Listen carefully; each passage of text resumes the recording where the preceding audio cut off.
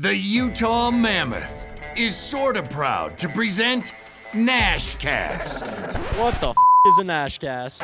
NashCast, the only hockey show on the planet. Hosted by a human speed bag, fourth line wannabe, healthy scratch, schnozzy moto, Tyson Nash. Who the hell is Tyson Nash? Never heard of him.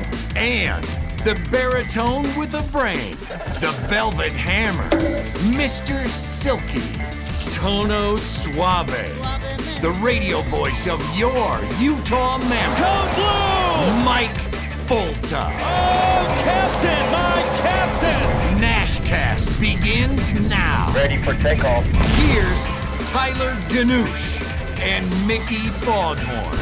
Wait, what? Oh, here's Tyson Nash and Mike Folta. Feeling good, folks. Holy, as we tape this, you guys, you're in Edmonton. I'm in New York. You guys are getting ready to win 8 straight, 7 in a row. You ripped off, folks. I mean, I'm feeling good. I can't imagine how good you're feeling, and the boys. Oh my gosh, what a heater for this Utah Mammoth team. 7 wins heading into the game, which is Tuesday night in Edmonton as we're recording this, like you said. But Nasher, I'm here on the banks of the North Saskatchewan River, back in your homeland here. I mean, I'm looking out at the city that the Nash family built. You got to be like the Bruce Wayne of Edmonton, right? Like the Nash family names up on every building. You get welcome home. You're a hero. You probably fight crime at night. Actually, you're probably committing crimes at night. But here we are. It's great to be in Edmonton, and we knock Edmonton out of the way as far as road trips are concerned. We don't go back to Edmonton for the rest of the year. You knock it out in October. That is an ideal travel schedule. Yeah, it's almost half decently warm there right now. So your leaves are changing. I'm sure they're all changed. I'm sure they're off the trees. But that is one trip I always look forward to. So it's going to be one heck of a game, one heck of a challenge for the Mammoth. As you talked about, I mean, 8 straight. I know McDavid and Draisaitl, they're going to do everything they can in order to not make that happen. But this team, how much fun has it been watching them night in and night out from last year to this year, the growth, maybe the best young hockey line in the entire National Hockey League. I mean, I'm doing Amazon Prime, and all everyone wants to talk about is, are the Utah Mammoth for real, right? There is a certain buzz around the league, man, and it's nice to see. It's been a long time coming.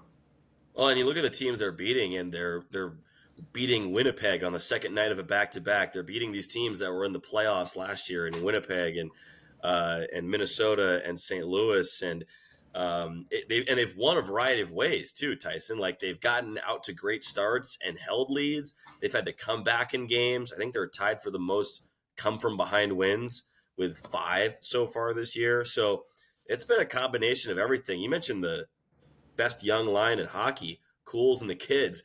Logan Cooley, Dylan Guenther, and JJ Peterka, they are a blast to watch every single night. And they're not just razzle-dazzle. It's not all just skill and pond hockey. We saw against Winnipeg, JJ Peterka on the forecheck take a hit to make the play. He gets blown up by a Tyson Nash wannabe, and then Logan Cooley passes it to Dylan Guenther for the game winner. So they're doing everything right now, and this group is one of the stories of the NHL. No, they are. I think I pulled my hamstring when I saw Peterka make that play, right? First of all, the speed to get to that loose puck, but that is a hungry guy, and those type of puck battles, foot races, 50-50 pucks, whatever you want to call them, all the cliches in the books, that is what wins hockey games. And those are the non-negotiables for Andre Tourigny, as we know, right? Compete, hard work, and hunt. Be a hunter. And that epitomized everything that you want to see as a Utah Mammoth player. And that becomes infectious, right? In that locker room. And when you're on a roll, you want to ride the wave. We know it's not going to go like this forever. There's going to be peaks and valleys, but it's about consistency, and it's about outworking the opposition every single night. And when you have the skill to do that. It was like Detroit back in the day. They always outworked you. Pavel Datsyuk, Zetterberg, they always outworked you, and they had automatically more skill than you. So that is a dangerous combination, and that is what the Utah Mammoth has right now, Foltz. But we had Lauren Green on the show the other day. That was a solo mission for myself. A lot of heavy lifting, but I know you were there in the background, support. She was amazing. She was amazing. What a girl. I mean, you want to talk about girl power? This girl has got so much going for her. This is really the first movie star that we've had on the show, Foltz, and you weren't even there to witness it. I know. I couldn't believe I missed it, but she is unreal, and she does the sideline reporting for the Utah Jazz. She's a star in the making. I'm sure before long you're going to be seeing her kind of like in a Holly Rowe situation where she's working for the team, but she's also doing national games and things like that. She's that talented, but she's clearly versatile, starring in movies and things like that. And I got to watch her the other night because she was interviewing Lauri Markkanen, who put up 51 points for the Utah Jazz. It was a crazy couple days for Utah sports. The Jazz winning a few games here to start the year, and then obviously the Mammoth on a heater. So vibes are high for Smith Entertainment Group. But Lauren's right front and center in the middle of all of it. She's interviewing those guys, and those are intimidating guys to interview, Tyson, because they're all huge, right? Yeah, she's got to hold the microphone up there. But she does such a great job, and we're really lucky to have her. All right, big day on the show today. I am on a solo mission. I have no Mike Folta, my captain, but we are amongst greatness here today. This is the Utah Jazz's version of Sarah Merrifield. She graduated from the University of Nevada. No partying there, I'm sure. She's got a master's degree from ASU. Walter Cronkite, she is a true pro in journalism, and she's also a track star. We're going to dive into that. But she's also my first ever movie star on the show. So let's put your hands together. Lauren Green, welcome to the show, Lauren. How we doing? Oh, thanks for having me. Movie star is that's a big word to use. I wouldn't go that far, but I'm excited to be here. I'm so excited to be on NashCast. Well, speaking of stars, we touched on it before we started recording. You're loving Tusky. You absolutely love them. What did you love about him?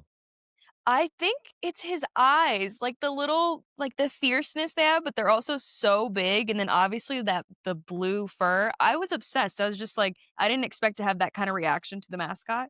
And now I'm here. I'm like, I need to get like a little stuffed animal and put Tusky in my house. Like I'm obsessed.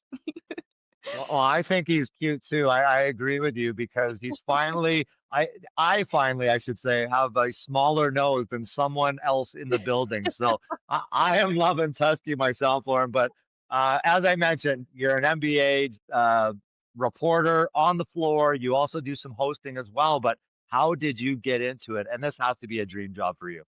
This has always been a dream job to work in the NBA.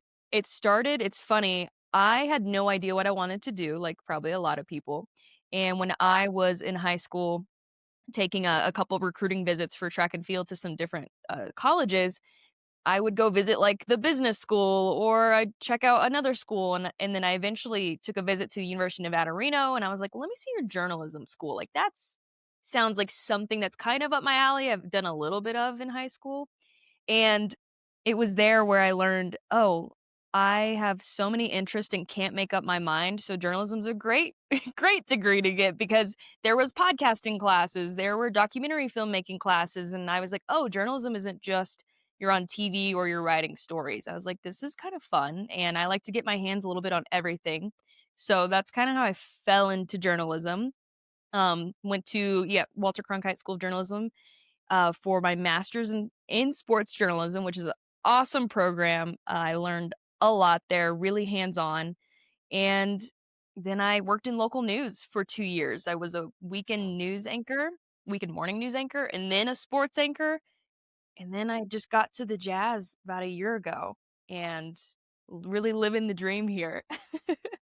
We all are. We all are. How nervous were you when you did that first game for the Jazz? I mean, that's a totally different animal, right? You're going from sports on TV in a studio, and all of a sudden you're on the floor with these 7-foot giants, right? Yeah, not even just like the atmosphere of an NBA game, but these are people you're around people you like grew up watching, like all these athletes, like Steph Curry, LeBron James, and you're like, I'm reporting on this now all of a sudden. Like, this is kind of crazy. Like, I had so many welcome to the NBA moments last year that I do cherish, and I try to keep those in my mind this year too, just for perspective. Like, don't forget, this is like really cool what you're doing, just to try not to get numb to it. So yeah, I was freaking out last year doing this job, but I approached it like how I would, I think, as an athlete. I was just like, okay, you just got to show up, and once you're live, like it's just like when the gun goes off, you just have to just go and like see what happens. And so it was kinda like that. Well, you're not judging me. I know you're a true pro. You went to ASU, a world-renowned program as far as journalism and broadcasting goes. So I am not a pro. I can tell you I'm as rough as they come. I'm right on the locker room. I can barely put a full sentence together, but I gotta ask you, I'm gonna put you on the spot here a little bit because Yeah. I'm doing some Amazon Prime stuff. And now part of my job between the benches, I'm right down on the ice, is interviewing. I'm absolutely terrible at it. Ooh. I am petrified of it. I don't know why, because I can't seem to get it into a question. Like it's like I know what I want to say, Uh, but I can't get it into a question. So give me some advice. How do I dumb this down? ooh. Some advice, okay. I think well, obviously, you're a pro. You're a pro, don't knock yourself. You're doing this is amazing. So when it comes to interviewing on the ice, keep it conversational, which you know how to do, and keep it bite-sized and get to the point. So maybe you brainstorm a little in your head, like, what I wanna get out, and make sure you just try to not word vomit, and the reps is what will help. I Not do a a lot of perfect that. science. Conversational. I like that because a lot of times we become broadcasters, right? And it gets too Yeah, broadcasty. Even on this show, like I think people don't want that. They want it to be chill and just like I'm here with all my artwork in my nice hotel room and these big I don't know what these are, sandpaper type pillows. They hurt when they touch your face. But give me your hockey knowledge. What do you know about hockey on a scale oh, of 1 to 10? probably after let's see, after last year, it's probably up to maybe a 2.5, maybe a 3. I don't know. I feel like last year I was paying a lot more attention, and now that the season's starting, the knowledge will come back, and I'll be like, "Oh, yeah, those terms make sense, like, I kinda understand that," but, it's pretty non-existent is what I'm trying to say. I get it. I feel it. I feel it. Well, I heard you're going to a game here shortly. I can't wait. It's so much Yeah, fun. It's the best environment in the world. What Ryan and Ashley have done with the end zones now, the fans are yeah, right on top of you. I don't think there's a better setup in the entire National Hockey League. I really don't. You know how we're treated here with this yeah, organization. It doesn't get any better. It really doesn't. But I want to go back to your track days. And I okay. know we talked briefly a few weeks back. You do the worst event on the planet. I would have hired you alone just because you picked the hardest event, the grossest event of all times. I did like It's the pretty long gross, jump yeah. and yeah, maybe the 100 meter, maybe the 100 meter. But you did tell the people what you did and what your strengths are on the track. Yeah. I was a 400-meter sprinter. Pretty gross, but I loved it. I loved the craziness behind it, but I argue that the 800 is probably worse, than the 4. Like, I will stand my ground on that. I think, yeah, the 4 is pretty bad, but the 8, f especially when I see these times, like, people are running now, I'm like, "That's disgusting." Like, that's Are they it sounds beating you? horrible. Are they better athletes now than no, there's no way. They're I don't think so.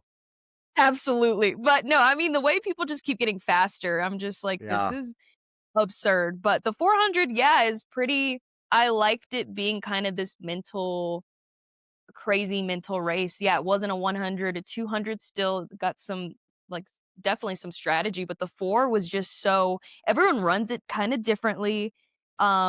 It'd be fun to get on the line and when people you could feel people kind of, like, freaking out about it, and you're like, "Oh, this is like, I'm gonna eat this up." Like, I love the competitive spirit of that, and the 4 is definitely yeah, that's just like It's the epitome of me. Oh my goodness. Yeah, that's like again, I can't think of another word besides gross. You got the burning lungs. But we might have to have Yeah. a race. We might have to put the old Oh, track shoes back on and get after it. I know you absolutely. still train. I know you still run.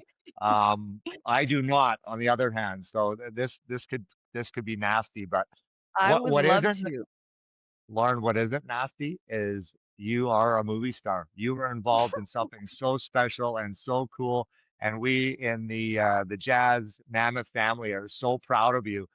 So what was that night like? You're a part of a movie called Him. So take it Mhm. away. Premiere, carpet, all dressed up, and you look Yeah. fantastic. What was that Thank like? you.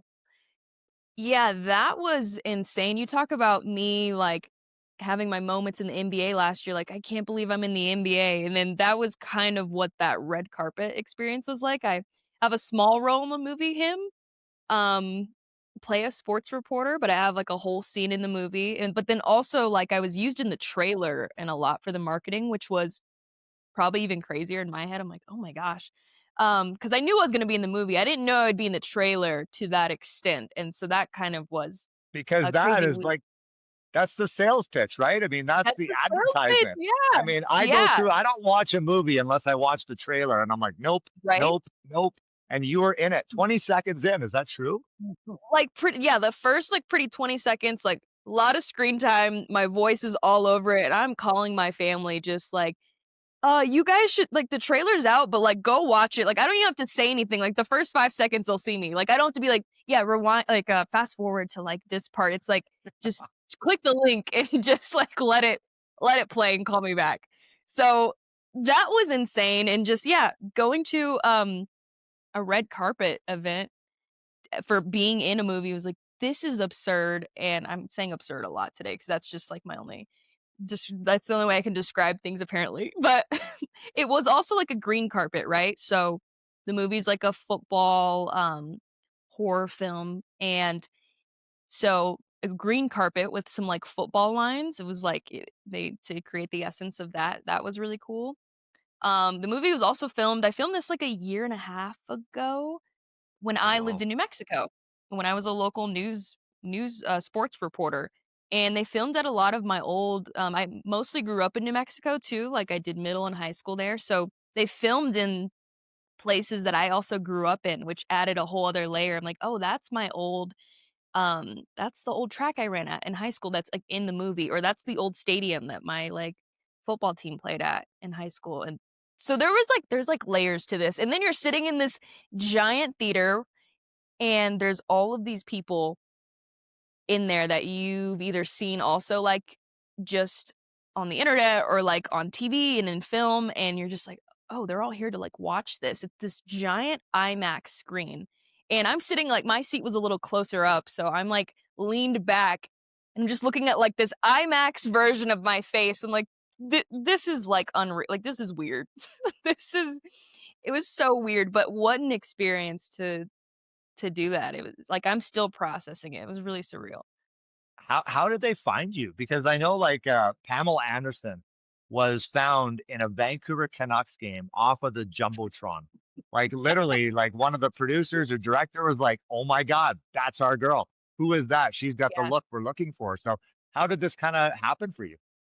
Yeah, I mean, I still had to audition for the movie, but what happened was in New Mexico, the film scene is pretty crazy out there. They film a lot of TV shows and movies out there, and, there's casting directors who would come to our news station to be like, "Hey, we need a weather person for this to audition for this, or do you have, like, someone who could audition as a reporter?"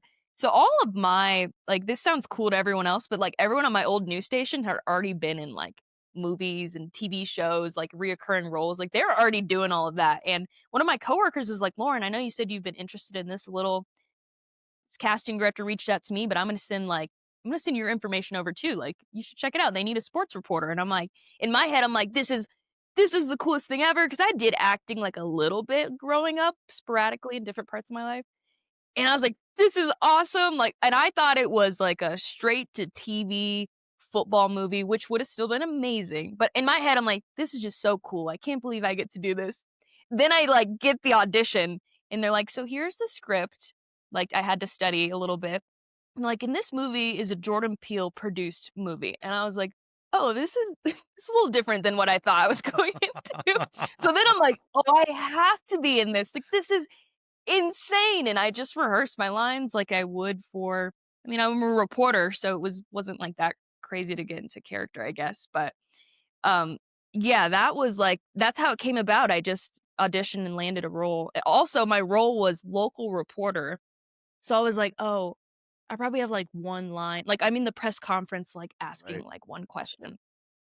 And I get the script and it's like a whole scene. And I'm like, this is one, a lot of lines. And then two, I'm like, this seems like a pretty important part of the movie. So it just kept like snowballing into like, this is just getting crazier and crazier and crazier. What was it like? Like a day on the set? Like I know I filmed like a Yeah. little dinky commercial, right? And it took like 8 hours. I'm like, oh my Mhm. God, like shoot me. This is brain damage. But what was it like? That's a like you said, that was a huge scene. So how many days did it take you? It was just I was just on set for one day. I was treated, I felt very special. You get like a little trailer with the little local reporter sign on it. And it's kind of like you're playing like the waiting game and like wardrobes coming in and you're changing outfits and they're taking pictures and sending things and trying to figure out like last minute changes and then you have hair and makeup and I'm sitting inside getting my makeup done next to like two of the actors. And the main actor in the movie, Tyreek Withers, I had watched him in this show called Atlanta before, and I was like sitting next to him, like, "Hey, like, I loved you in Atlanta, by the way. Like, this is really weird." But like, and we're just chatting, and I'm like, "This is." I was just soaking it all in, but it was kind of like a long waiting game, right? And then we filmed this scene in this house which is like in the movie, it's in like the character's hometowns, like the house he grew up in. And so you get taken in like a little shuttle once you leave like the little base camp area and you're all set and ready to go with the right wardrobe, makeup, hair, final touches. And then you get taken to base camp and then you're just kind of doing waiting game out there, but it's like a whole machine being on a film set. The amount of, like, people it takes to run these things and my scene was simple, right? It's not really dynamic, I'm just sitting down interviewing. So I picture, like, what do scenes look like where you're, like, running and there's action and there's, like, explosions? Right. I'm like, I could imagine that. So it was super simple. We went through, like, rehearsals, and that's where I was really nervous. I had all my lines memorized, but they're like, "Yeah, we're just gonna do a rough read," and I was like, "Wait, do I need to go grab my lines? Like, wait, I don't like," and I like malfunctioned, and the rehearsals were so scary. Then we all go to eat like dinner. They had like food and stuff in this tent, and then I'm kind of like relaxing and chopping it up with like some of the other people, and I'm like, okay, I feel a lot better. I was like, just go in there and just like do your thing and have fun, and like, right, I've done a little bit of acting as like a kid or high schooler, so I go in there and I'm like, I'm gonna maybe just let's just see what happens if I don't, like, say the exact lines. I don't know, every director could be different, but I was like, "Let me just change this up because I'm a reporter, I don't know what this sounds like," and so we're just kinda like, I change up a little bit of things and things like that, and I think one of the funnest parts about shooting this to, like, look back at is if you watch the trailer, um the beginning of that trailer, the main character's like, "Do I look at you or the camera?" And then I'm just kinda like, "Oh, yeah, you just look right over here." That was, like, on a we're a couple takes in, and Tyreek just starts, like, like, improving. So that was not ever written in the script, everything was just kind of flowing, and he just, like they yelled action, and he just took over, and I was like, "Yeah," like, it was just like, you're just playing pretend, and it was so fun, and there was a lot of, like, little improv moments. So and, yeah, we just filmed a lot of different takes, a lot of different camera angles. And that's kinda what the day was like. When you're doing your scene, I mean, do you get extra nervous? Like, is there other actors like watching and like you're talking to them? Like the big actors, did Mm. you have a moment with some of the I guess A actors in the show that I mean, because that's what I think I would get extra nervous with, right? And like, Yeah, I don't know. so Marlon Wayans is in the movie. I didn't have a scene with Oh, him, but that's, like, someone I grew up watching and, like, my family grew up watching, so it was crazy even to just be, like, in this movie that has him in it. So, but I wasn't in any scenes with him, but it's like you're just in this production and you feel a little foreign because you're like, oh, this isn't like my day-to-day job. Like I feel a little out of place here. So there was nervousness of that in between takes when you're just kind of waiting, a lot of waiting games where you're like, okay, I hope I don't mess up because you're only local reporter. Like you're not on the top of the call sheet. So you don't want to be the one who like screws up the shoot and everyone's yelling at. And I think the more nerve-wracking part is not only working with like the actors who are there and just trying to shut down and like get into the character in the scene, but like I said, it's a machine. There are so many people on these movie sets.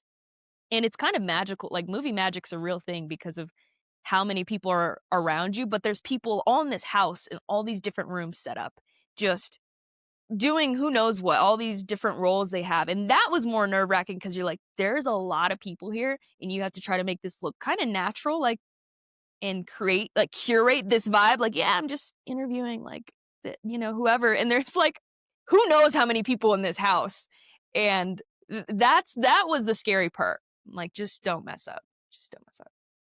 So did it light a fire under you? Like, is it something maybe you want to do more of now? And what was the feedback? I mean, I know like the movie hasn't come out yet, correct? The movie, yeah, it's all out. Everything's out. It's out. Yeah, everything's out. Yeah, you can see it All in right. theaters. It's even out on. I think you can rent it now online. Like, yeah. I'm flying home So Monday. It will be on my okay, laptop. I will be watching it. I cannot wait. But did it light a fire underneath you? Like, do you want to do more of it? You must. yeah, it was kind of addicting. I think that's just my personality when it comes to, again, I go back to like when I became a journalism major. I was like, I want to get my hands on like a lot of things. And even here at the Jazz, I'm able to do that. Like I do a lot of like writing and stuff. Like when I'm not sideline reporting, I'm doing a lot of other work. And yeah, doing a movie was like, oh, this was just another random thing that was really fun. And like I just like to push myself in different avenues because like I don't know, why not? Like it's like that was cool. Let's see what else could come out of this. It's just I'm open to so many things. So yeah. Love it. Does it help, do you think, your current role with the Jazz, like doing something like that and transferring over or vice versa? I think, yeah, they both definitely helped. Like the acting part, I mean, they translate so well. They're like any human goes through. Sometimes you might be having a horrible day, and then I gotta go, pre-tip off, like put on a little pretty smile and be like, yeah, like da da da da. But I could be having like the worst day ever. But everyone kind of puts on a mask at some point, like in their job or day to day. So if you take like that element and then also the way I sideline reporting so quick and improv-y and like you have bullet points, but you're also kind of just like saying things off the top of your head, like that just align with that story. That was very similar to acting because it's like, okay, I memorize my lines, like memorized. I know what's going on in the scene, but once you say action, it's like it might come out differently. And that's exactly what happens in games, like all the time. It's like, so yeah, they mesh really well. All right. Why should we watch the show? Get this is my last question. Why should we watch Yeah. the show Him? Ooh. I mean, first, it's a sports horror film, which is, if you're into horror, if you can handle that, that's like never really been done before. So that's like a whole new universe that I think has been explored. And I also think it's got some cool underlying messages and Easter eggs all floating in there that make it pretty cool. So if you're an athlete too, or a former athlete, like I think you're just in the world of sports, I think you'll appreciate it too. Sold. I am sold. I cannot wait to watch it. And I also lied. You work for the Jazz. I haven't yet been to a game. So what can we expect Oh, from the Jazz this year? What do you like about their and the team? Jazz? Oh, we have a fun team. Such a fun team this year. It's another young team, but there's like some new players on here. I mean, we have the rookies. I mean, you're looking at Walter Clayton Jr. and Ace Bailey. Those guys have been fun this preseason. They have like such fun energy. And then we have some cool vets that have joined this team that have changed like some stuff on the court where we're running like a variety of different things. And then like we have like layers of young guys, the rookies, like second year young guys, and then there's like the third year young guys who are still like young, but then they're kind of vets. Like we have like this layered like jazz team of youth that's pretty fun, with like the vets sprinkled on top to like, you know, the cherry on top. And I don't know, I'm excited because like it. it's something, it's cool. It's cool. And preseason's been fun so far, and we haven't even seen the full capability of this team yet. So you've got to get out to Delta Center for a Jazz. Just like I will more hockey this year. That's the goal. I will. I need floor seats. That's the problem. I'm very VIP. I'm very high maintenance, my wife likes to say. So I need floor seats. I need the drinks. I need the, you know, so I'm coming. Okay, yeah, we'll make a call. We'll get that done. I'll be in your ear too as you're interviewing players on the floor. I'll be like Adam Sandler, but I cannot Yeah, wait. you can tell me what to ask. Yeah, oh God, you don't want that. You don't want to know what goes through this head. I can tell you that. But Lauren, you're the best. Thank you so much. We finally got you on. We've been trying for a while now. Good luck this year with the Jazz. Keep killing it. You do a great job, and we appreciate you on the NashCast, our first ever movie star. Thank you. Oh my goodness.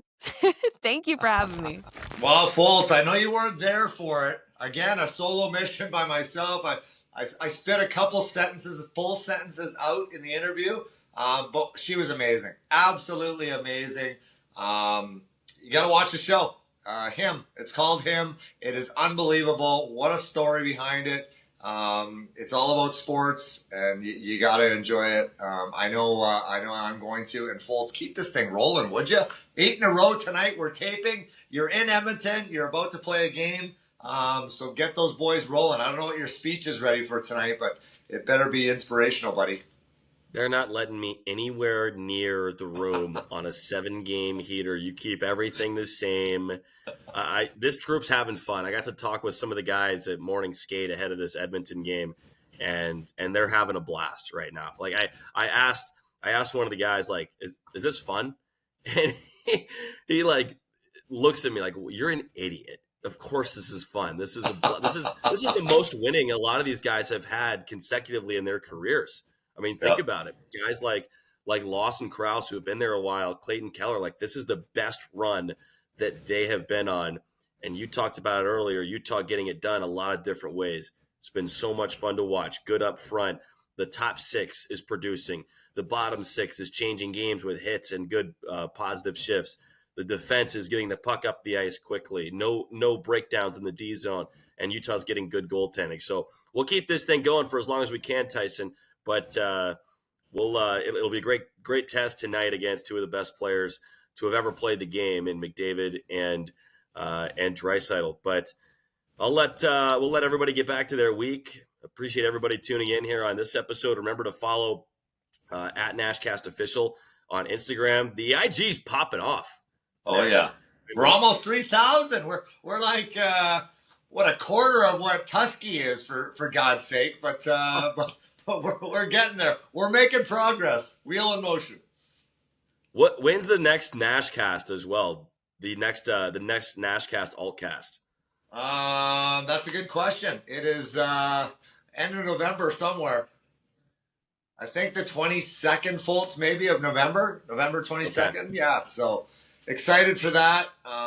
That's going to be a ton of fun. I think that's the New York Rangers, and then our next one is the Montreal Canadians as well. So cannot wait for those 2. But yeah, follow along on the socials. What are we? NashCast Official on Instagram, YouTube, Twitter. We're on Apple. We're on Spotify. We are all over the place. You cannot hide from the NashCast, and it's picking up steam. I just wanted to say one thing. I loved seeing Ryan Smith on Spit and Chicklets the other day with Whit and Jans. I mean, I think that says it all, right? His Jazz are rolling. The Utah Mammoth are rolling. I think most importantly, what he appreciated is that all the money that he spent, all the work that they put in the offseason, he really feels like the guys are paying it forward, paying it off, right? And that is just going to continue to build this great community in Utah and all the fan supports. It was a big basketball town. We know that. It always will be. But now, man, is it ever turned into hockey town crazy?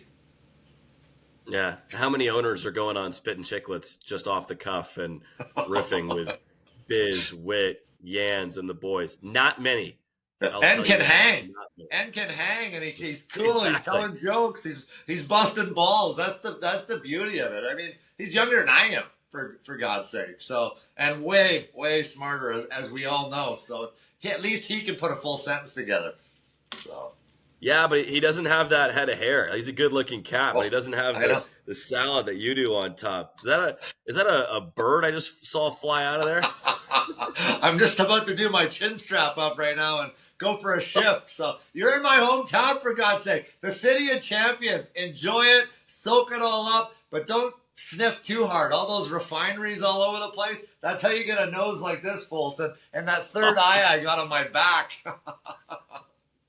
I'll keep it clean up here. We got a big one here Tuesday night, and hopefully come back with another win. Mammoth are rolling. Thanks, everybody, for listening. We'll talk to you next week.